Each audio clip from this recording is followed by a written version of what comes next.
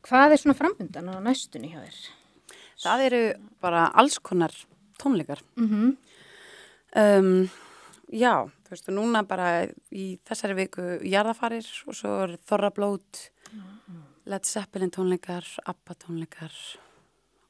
Jarðafarir, ég stoppaði þar. Já. Hvernig er það? Að syngja jarðafarir? Það er ofboðslega gefandi. Já.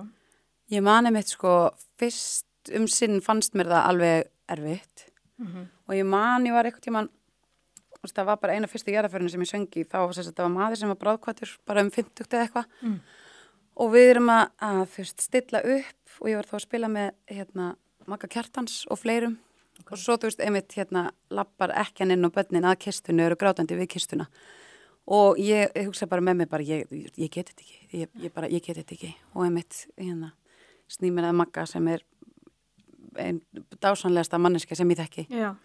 Og hann einmitt lét mig hugsa þetta bara á svolítið annan hátt, sko, þú veist, og einmitt bara hvað músík er heilandi í þessum aðstæðum, skilurðu, og hvað það er líka bara dýrmætt að geta gefið af sér í þessum aðstæðum, þú veist, fyrir þá sem eru, þú veist, að syrgja. Já.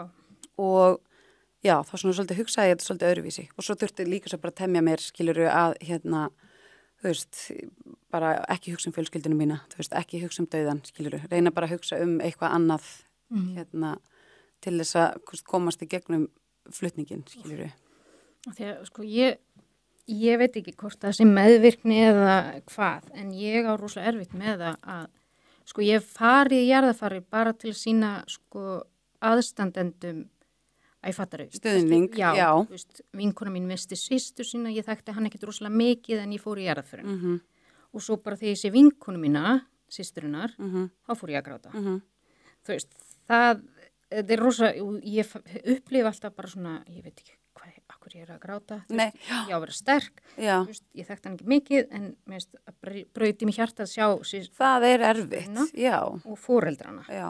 Þá var ég bara eitthvað, þá bara fer ég að gráta. Já, og það er erfitt að sjá fólk sem mann þykir vænt í sárum, þú veist, og vita að það er ekkert sem maður getur gert til þess að taka hennar sársöku burtu. Sko. Það er einmitt, þú veist, ég hef oft hugsað, sko, þú veist, og ég hugsaði það einmitt í einni jarðaför sem ég var daginn, þá var ég að horfa á söngvarna og ég var alveg bara svona, þau ná einhvern veginn að vera með svip sem er alls ekki óviðandi. Þau eru ekki að brosa, en þau eru ekki heldur í einhverju svona feik sorg, þau þekkja manneskjuna kannski ekki neitt. Þetta er einhvern veginn bara svona að halda þessari stóísku ró og virðingu, einhvern veginn, sem að verður að vera. Ég fór eitthvað að pæla í þessu, ég var alveg, þú veist, að því ég hef einu sinni sungið í jarðaför með kórnum mínum og það var eftir sjálfsvíg og og það var, ég átti mjög erfitt, sko. Ég þekkti manni ekki neitt. Já, svo eru jarðafarir erfiðar, sko. Já. Þú veist, ef þetta er, þú veist, gamall einstaklingur sem bara fór á sín tíma, þú veist, þá er þetta meira einmitt bara þakklæti og þú veist, og já, en einmitt, ef það er sjálfsvíg eða börn eða fólk sem að fer allt og snemma, þú veist, það, já, og kollektífa orkan sem myndast, þú veist, inn í kirkjunni verður svo ofboðslega þung. Já, einmitt. Af því þetta var sko bara ungu maður og